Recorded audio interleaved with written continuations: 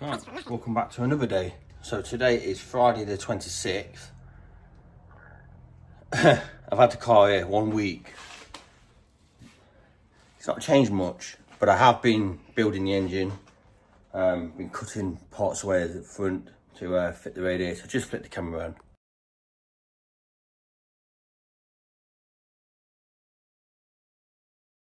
So yeah, so you can see I started putting bits on. I've still got to drill the holes to actually fit the rear spoiler. That's obviously why it's sitting too far up. Still got my wheels to go on. I've literally got an endless job list to do on this car. Got to jack the back end up, got to take the fuel tank off, clean the fuel tank.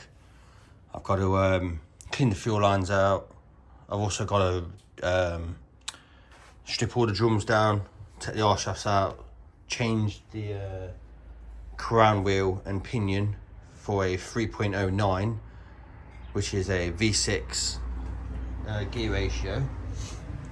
Still actually got to put the rear screen in. That's just sitting on for now. Because of obviously the previous welding other people have done on the car, it's not exactly the best. So I will be putting carpets in. No sound deadening, so she's louder, of course. Anyone that knows me loves I love my car loud. Yeah, come around to the front. So I can fit the big radiator. I managed to do it as I thought without damaging any of the headlamp bowls. You'd have seen, anyone that watches my videos knows I like to actually do stuff properly, like take my time taking panels off. You'd have watched the previous video and noticed I was pretty much just buttering it to get it off because I weren't too bothered. The car is not a perfect shell.